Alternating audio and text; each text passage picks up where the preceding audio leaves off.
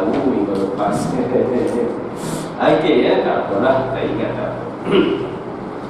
Okey, malam ni kita sambung dalam membicarakan huruf-huruf yang seterusnya yang selain daripada 7 huruf tersebut.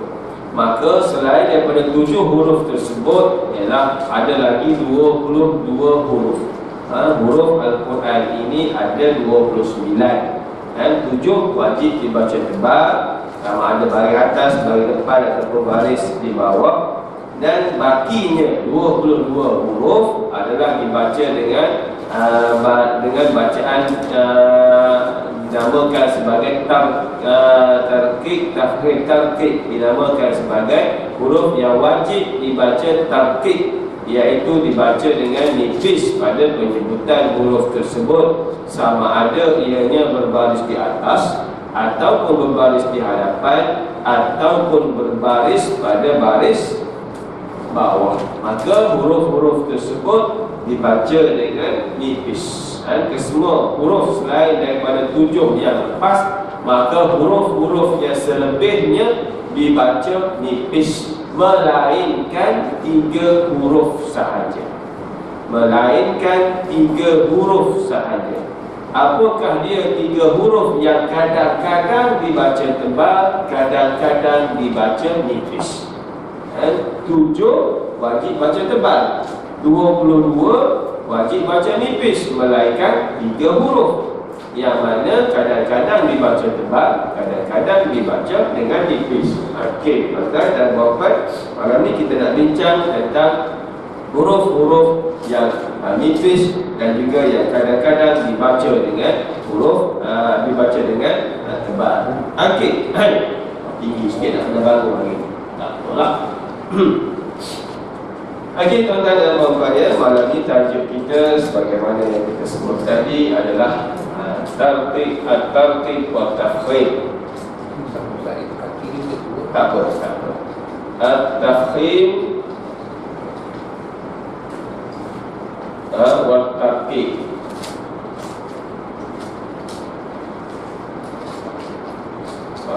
Dan minggu lepas kita dah bincang bab tafkhim. Apa dia at-tafkhim? Hurufnya ada berapa? 7 huruf. Okey, apakah dia 7 huruf tersebut? Bermula dengan kha. Lepas kha, ta, sad, dal, ta, za, Ghain dan Qaf. Semua ini, huruf ini bersifat, sifat dia, kesemua huruf 7 huruf ini bersifat isti'la. Isti'la, bersifat isti'la. Dan kesemua ini bersifat dengan sifat isti'la. Ingat tu 7 huruf ni 7 dengan huruf yang isti'la. Okey, jadi malam ni kita akan sambung dalam at-tarqiq. Okey, at-tarqiq. Tarqiq ada berapa huruf? 22 huruf. Melainkan, kecuali, melainkan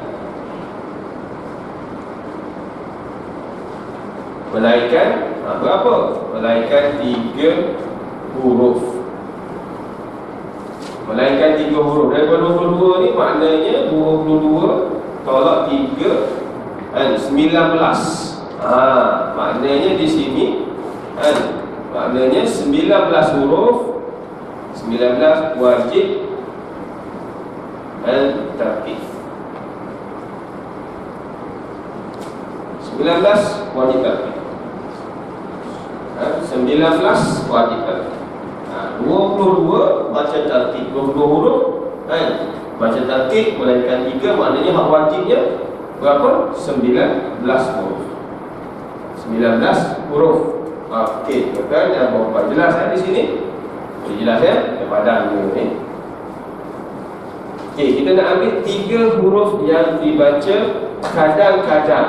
baca tebal, kadang-kadang baca nipis. Kadang-kadang dibaca dengan tebal, kadang-kadang dibaca dengan nipis. Okey. Pertama, huruf alif. Alif yang mana dinamakan alif layyinah. Alif layyinah ataupun alif yang menjadi alif, huruf alif yang menjadi alif mad. Huruf alif layyinah. Alif salah baca alif macam ni, baca alif macam ni. Alif layyinah ataupun alif mad. Alif mad. Yang kedua, kadang-kadang dibaca tebal, kadang-kadang dibaca nipis, huruf lam. Huruf lam al-jalalah. Apa dia lam jalalah? Lam dalam kalimah Allah. Lam dalam kalimah Allah. Dan huruf yang ketiga dibaca dengan kadang-kadang tebal dan kadang-kadang nipis, huruf ra. Yang ini banyak keadaan lah. Yang ini banyak keadaan. Okey? Boleh. Kadang-kadang tebal, kadang-kadang nipis. Apa dia? 3 huruf. Alif, lam, ra. Alif, lam, ra. Okey, kita pergi satu-satu, mulakan dengan huruf alif terlebih dahulu. Bilakah huruf alif dibaca dengan tebal? Huruf yang tidak selalu dibaca tebal dan tidak selalu dibaca nipis. Okey, alif kita ambil. Alif akan dibaca tebal. Huruf alif mad ini akan dibaca tebal sekiranya tafkhim. Bila at-tafkhim dibaca tebal? Bila ketika mana jatuh selepas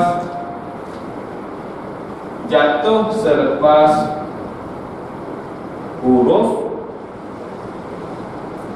isti'la. Jatuh selepas huruf isti'la. Apa dia huruf isti'la? 7 huruf tadilah. 7 huruf yang dibaca tebal. At-taqah contoh. At-taqah. Ta ni mana alif pun kena baca tebal juga. At-taqah. Tak boleh ta, tak boleh ta, tak boleh sebab nak baca alif nipis tak boleh sebab dia mengikut huruf sebelumnya. At-taqah. Huruf alif lain.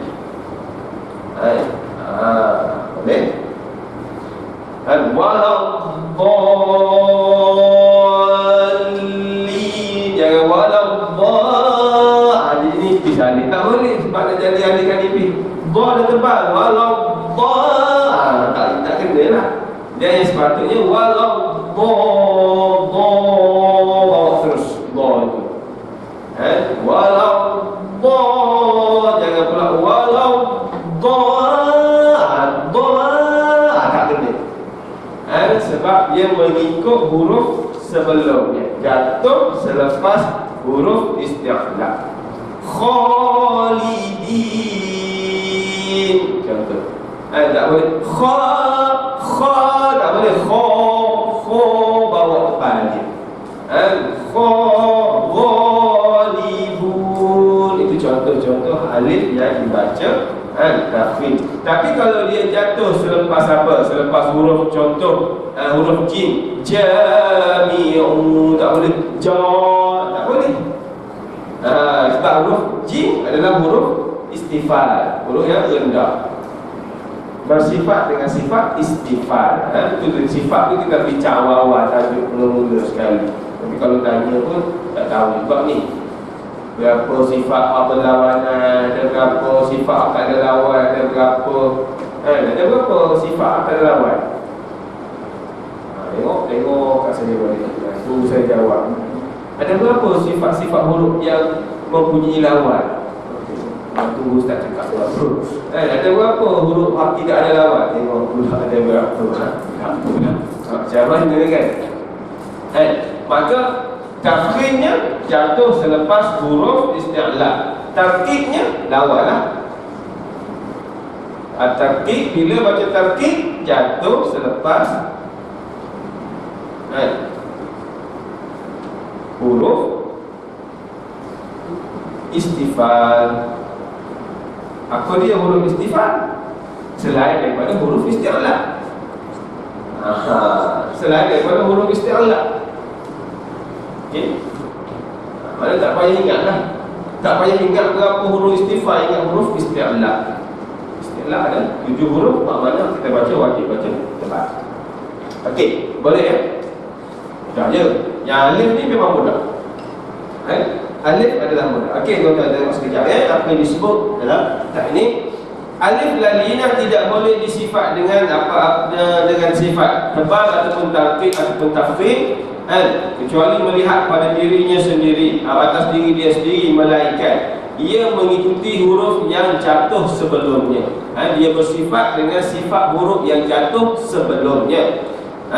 Jika huruf ini jatuh setelah huruf yang dibaca tafkhim, kha, ta, kha, sa, da, ta, za, ain, qaf tadi, maka ia ditafkhimkan. Dan jika ia jatuh setelah huruf yang ditarkib, maka ia ditarkibkan. Jatuh selepas ba, ta, sa, jim, ha, apa lagi, za, dan seterusnya lah. Maka dibaca dengan tarkib, dibaca dengan rendahkan, dibaca dengan nipis.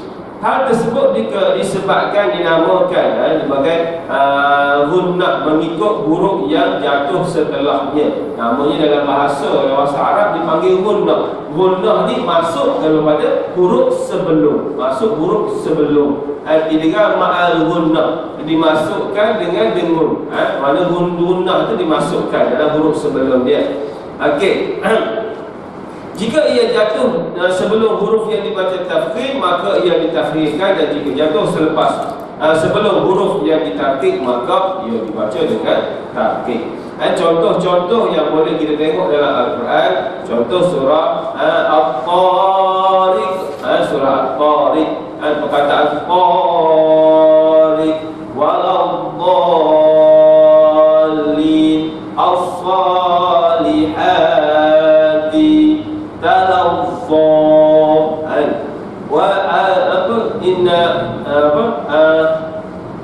Alhaakumut takasur hatta zurtumul maqabir. Okey, ada seterusnya lah. Contoh-contoh yang dibaca dengan nipis, contohnya wan nazi'at, tak boleh, tak boleh. Wan nazi'at ar-rahman, tak boleh. Tak boleh. Ar-rahman 'allamal Qur'an, khalaqal insan. Baca dengan nipis. Sad, sad, tebal nama dia. Beza, kena bezakan di situ. Okey. Dan contoh-contoh yang lain lah. Okey, selesai dalam perbicaraan huruf alif layyinah ataupun disebut sebagai alif mad lah. Kita kenal alif ketika mana dia menjadi huruf mad. Okey. Seterusnya kita nak ambil permasalahan huruf yang kedua, yang kadang-kadang dibaca tebal dan kadang-kadang dibaca nipis. Juga mudah, ni mudah juga. Dan selalu kita tuan-tuan dan puan-puan dah faham, cuma saya nak memperingatkan sahaja. Yang sedikit susah daripada Baqarah, tapi malam ni kita nak sentuh lagi Baqarah, sebab Baqarah panjang. Kita ambil yang dua sahaja malam ni. Okey. Huruf yang kadang-kadang dibaca tebal dan kadang-kadang dibaca nipis ialah huruf lam lafzul jalalah. Lam lafzul al-jalalah. Lam lafzul jalalah. Apa dia lam lafzul jalalah? Lam pada kalimah Allah. Ni lam ni, lam yang ada sabdu. Bukan lam yang pertama, lam yang kedua. Bukan Allah, tidak. Nak pada lam yang kedua. Allah ayat tu. Okey. Bilakah dia dibaca tebal? Tafkhimnya bila? Tafkhim ketika mana? Ketika mana dia jatuh huruf lam ini ataupun huruf lam itu dia jatuh selepas huruf yang berbaris di atas ataupun berbaris di depan. Kalimah Allah, sebelum kalimah Allah ini huruf tu berbaris di atas ataupun huruf tersebut berbaris di depan, maka jadilah dia depan. Sebelum huruf sebelum ataupun sebelum dia itu huruf alif ataupun huruf waw mat, maka Allah ini menjadi tebal. Boleh? Faham tak? Okey.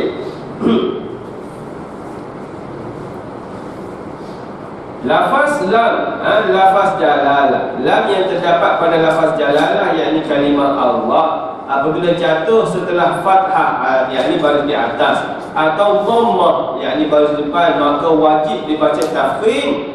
Dan apabila jatuh setelah kasrah, maka wajib dibaca tarqiq.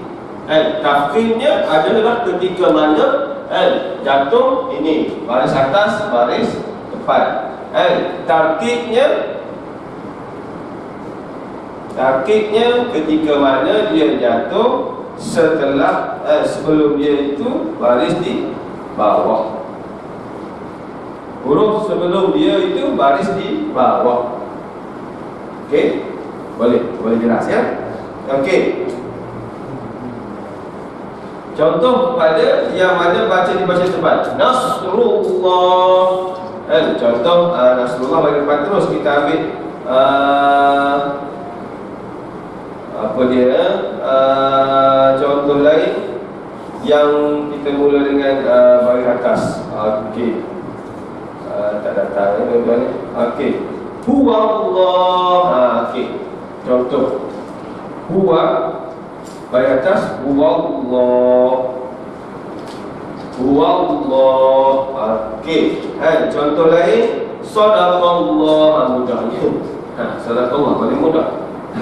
Okey, contoh lain, radhiyallah. Okey.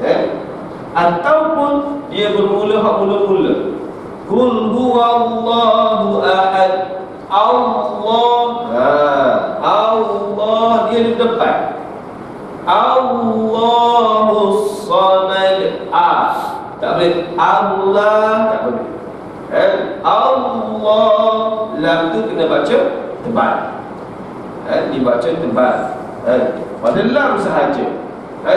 Macam huwa Allah ni jangan pula huwa Allah, tak boleh tebal. Yang tebal pada lam sahaja. Begitu juga Allah. Allah tak boleh alif tak tebal. Ramai orang kita baca Allah dia jadi tafkhim. Sedangkan alif dia bila dia tebal ketika mana dia adalah huruf mat dan sebelum dia baris di atas atau baris di depan. Tapi ramai orang kita baca Allah ini Allah silap pada alif. Silap pada alif. Sama juga macam kita azan Allahu Akbar. Itu salah lah. Mana hak tepatnya Allahu Akbar, Allahu Akbar. Sama juga kita mengangkat takbir. Nak sembahyang Allahu Akbar. Mana itu kita telah mentafkhimkan. Ya Allahu Akbar. Di perkataan alif, huruf alif ini bila kita sebut tadi dia jadi bertebal ketika mana dia adalah huruf mat dan sebelum dia adalah huruf yang mana bersifat dengan isti'la. Sekarang ni kalau dia berada di depan, dia adalah huruf hidup. Huruf hidup, alif yang hidup, maka dia tetap dibaca dengan tarkik. Okey, boleh ya? Dalam kita tengok pada lafaz jalalah, sama-sama kita betulkan sebutan alif pada Allah. Okey, bila dibaca dengan tarkik, contohnya bismillah. Bismillah. Bismillah. Bismillah. La. Bismillah tak boleh. La tu dia jadi condong. Majreha, bismillah. Bismillah contoh. Dia nipis, dia bukan condong. Bismillah, la, bukan la. Tebal macam mana? Bismillah, itu tebal. Bismillah, itu condong. Bismillah, itu dia. Tiga keadaan. Kalau dibaca Bismillahirrahmanirrahim, Bismillah, lah, itu dia jadi tafkhim. Kemudian kita tukar, tak nak bagi tafkhim, kita pun buat nipis. Bismillahirrahmanirrahim. Bismillah, lah jadi condong. Dia di antara condong dan tebal. Bismillahirrahmanirrahim. La, bukan la. Macam mana kita nak jadikan dia itu sebagai tarkib? Jangan bawa ke atas lidah kita. Allah, lillah. Okey, boleh ya? Okey, tuan-tuan dan puan-puan, itu dalam bab tarkib dan tafkhim pada lafzul jalalah. Okey, adapun lam selain daripada lafaz jalalah, maka wajib ianya dibaca dengan tarkib. Semua lam hak selain daripada lafaz jalalah, maka dia kembali pada hak asal 22 huruf yang dibaca dengan tarkib. Hanya pada lafaz jalalah sahaja. Secara mutlak sama ada jatuh setelah huruf baru di atas, baru di depan, atau baris di bawah. Maka semua lam selain pada lafaz jalalah ni dibaca dengan nipis. Okey, tarkib. Contoh-contoh dalam menyebut lafaz jalalah, lafaz jalalah yang ditafkhimkan, yang ditebalkan. Contohnya huwallah, Allahus samad, radhiyallah. Contoh nasrullah, rasulullah. Contohnya liya'budullah, budullah. Okey, ada alif, liya'budullah. Contoh dibaca nipis, tarkib. Bismillah, fi dinillah, qulillahumma malikal mulki tu'til mulka man tasha'. Baca qulillah. Okey. Kemudian apa lagi? Contoh-contoh lain itu adalah bab membaca kalimah lafzul jalalah. Okey, tuan-tuan dan puan-puan, boleh jelas dalam dua keadaan ini. Cuma saya nak memperingatkan, sekiranya kita melafaz kalimah Allah, kita nak tebalkan hanya pada lamnya sahaja. Alif bukanlah kalimah yang ditebalkan. Kalau ditebal, dia salah dari segi kaedah tebal dan nipis. Okey, tuan-tuan dan puan-puan, kita baca sikit Quran. Kita tengok muka surat 502. 502 surah Al-Ahqaf. Suratul Ahqaf. 502. Muka surat 502 ya. Ambil masa sekejap dalam 10 minit insya-Allah sebelum masuk waktu Isya. Jumpa tuan-tuan, Suratul Ahqaf. Surah Al-Ahqaf. Bismillahirrahmanirrahim.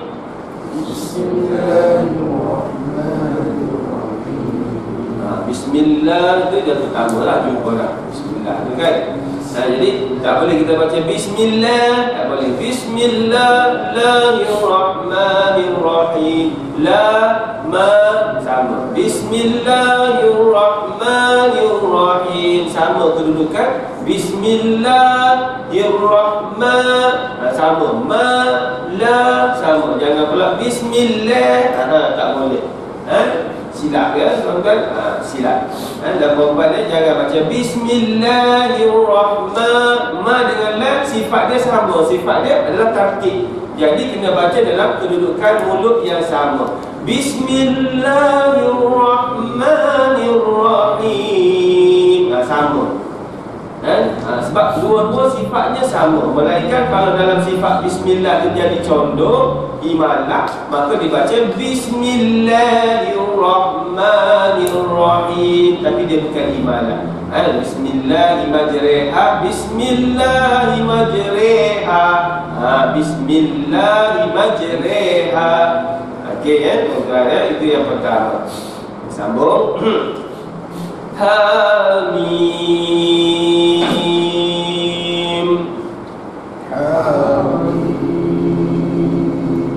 Okey, miha dua harakat di mana dia dalam bab mad tabi'i pada awal surah dibaca dengan dua harakat.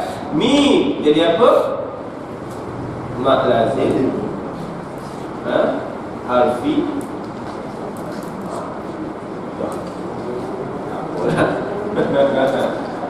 Dia pada awal surah, fi awal surah. Aduh, ni habis khatam ni kena mula balik ke macam mana ni? Dah nak khatam dia ni tuan-tuan nak buat. Aduh, tak apalah. Sebab malam ni kita nak ambil part ni saja, tak apalah. Tanzilul kitabi minallahil azizil hakim.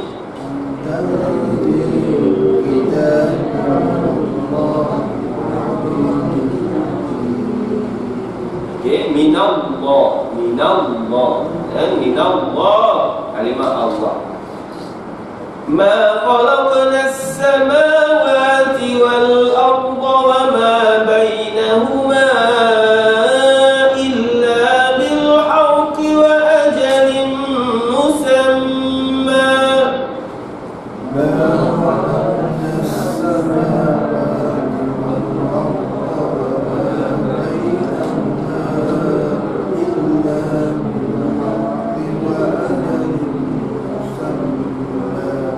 tak ada huruf lam, tidak ada huruf mad, cuma ada dad. Wal arda, dad dia jadi tafkhim. Wa ma bainahuma bil haqqi, tafkhim. Walladzina kafaru amma unziru mu'ridun.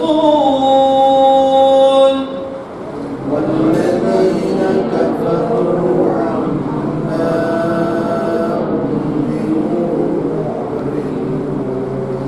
wallazi, tak boleh kita baca wallazi, dah tak boleh. Lam ni dia tetap jadi nipis. Walla la.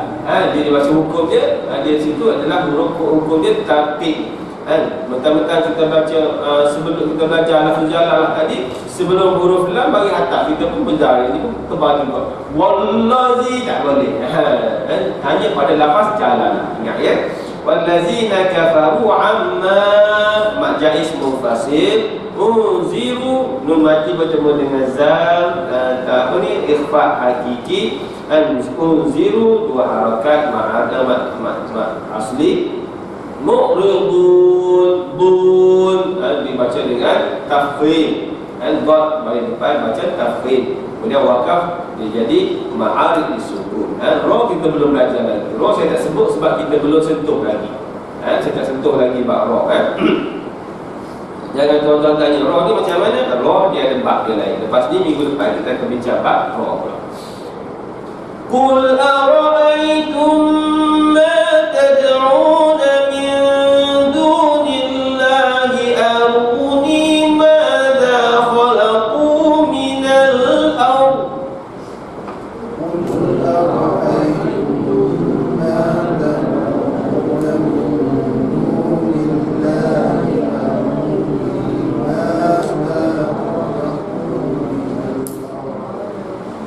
Qul dibaca tebal. Sebab apa? Dia huruf isti'la paling tebal. Ara'aitum, mim mati bertemu dengan mim, idgham syafawi ataupun idgham mimi, ataupun dibagi juga satu lagi idgham mislai shaghir. Tad'un, nu'dan adalah huruf qalqalah surah. Tad'una min dunul mati bertemu dengan dal. Lillahi aruni madza khalaqu minal ard. Qad adalah huruf isti'la. Ard kena bunyi tebal. Minal ard. Ard tak boleh. Ard bunyi bunti ard naik atas. Sebab kita kena letak pada makhrajnya. Sambung. Madza khalaqu minal ardi am lahum syirkun fis samawati.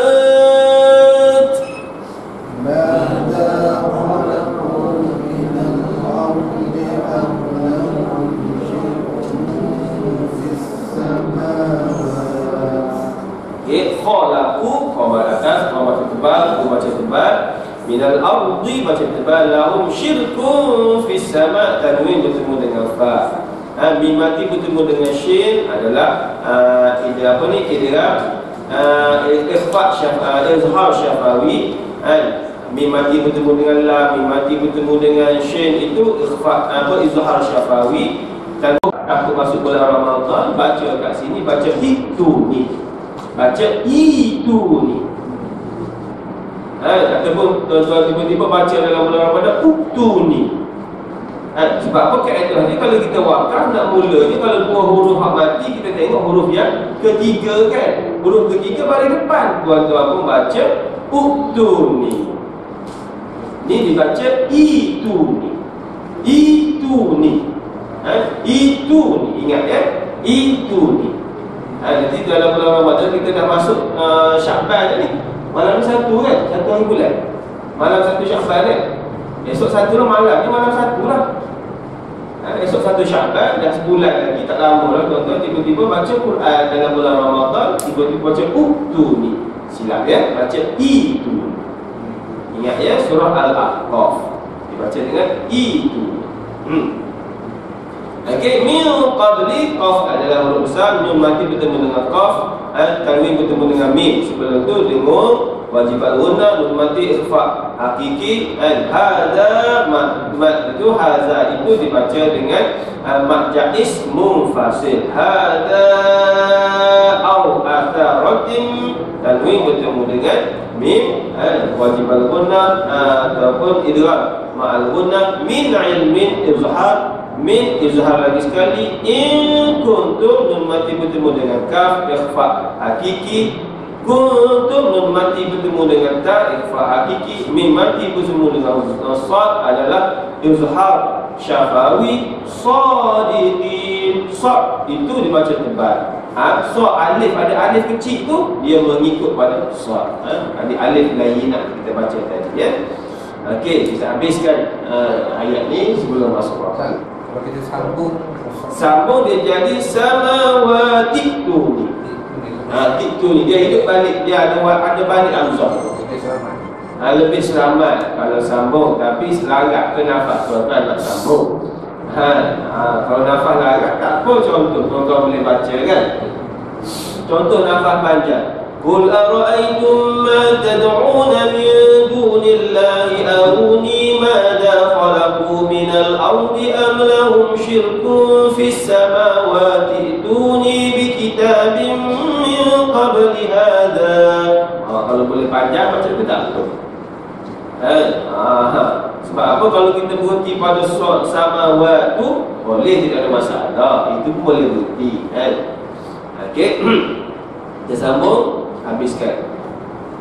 Wa man adallu mimman yad'u min dunillahi man la yastajibu lahu.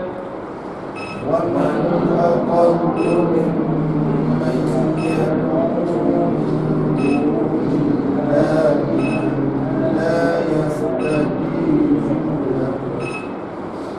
Man la yastajibu lahu ila yaumil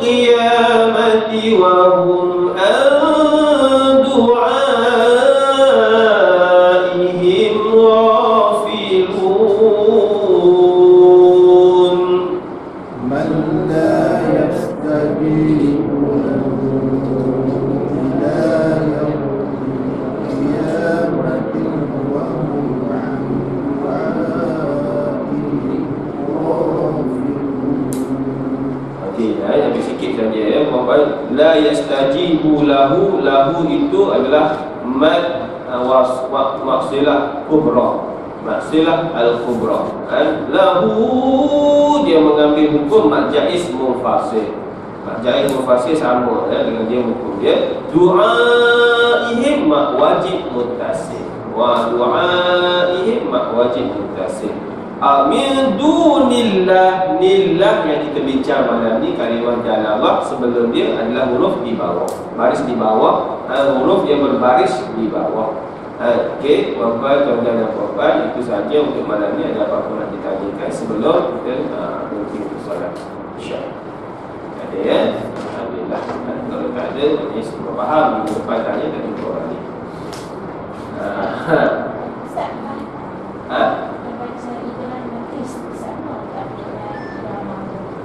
Idgham naqis, idgham al-ghunnah. Ni dia naqis ni bab lain. Idgham kamil, idgham naqis. Itu bab lain, bukan idgham al-ghunnah. Idgham kamil maksud dia dimasukkan terus. Tanzilul masuk terus. Naqis dia tak masuk terus. Itu kita tak bincang lagi. Tapi dia ada bab idgham naqis, idgham kamil. Idgham kamil bermaksud kita masuk terus. Dia lebih pada dalam bab mutamasilain, mutaqaribain, mutanajisain. Itu masuk dalam bab tu.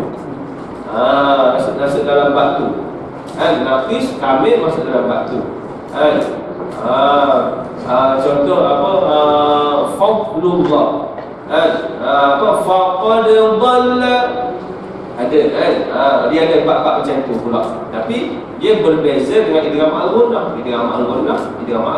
Cuma dia memang ada juga idgham al-ghunnah, itu semua ada juga. Cuma disebut naqis ataupun kamil lebih berfokuskan dalam bab yang tu. Dimasukkan cara penuh ataupun cara ada sikit-sikit lagi. Naqis ni maknanya masuk tapi ada bunyi-bunyi. Ada lagi sikit-sikit sifat dia tertinggal lagi. Kena sebut lagi. Okey? Boleh jelas ya? Perbezaan antara naqis dengan kamil. Allah Alam, insya-Allah kita akan sampai, kita akan bincang. Okey, tuan-tuan dan puan-puan saya sekalian, itu saja untuk malam ni. Mudah-mudahan adalah manfaat untuk pembicaraan ini. Kalau ada kafarah dan subhanallah asyhadu an la ilaha illa anta astaghfiruka wa atubu ilaik. Bismillahirrahmanirrahim. Wal 'ashr innal insana lafi khusr allazina amanu wa 'amilus salihati wa tawasaw. Assalamualaikum warahmatullahi wabarakatuh. Untuk maklumat muslimat, minggu depan minggu Ahad insya-Allah kelas ada. Cuma kita nak mengawal sikit 7.30 boleh. Hari Ahad ni kelas jalan macam biasa dan 2 minggu je ada. Tapi saya nak mula 7.30 sebab aku 9.30 saya tengah berada di Sungai Ramadhan. Jadi kalau kita start pukul 9 saya kita habis, saya start lah dalam lain orang lain sampai Sungai Ramadhan. InsyaAllah. Assalamualaikum warahmatullahi wabarakatuh.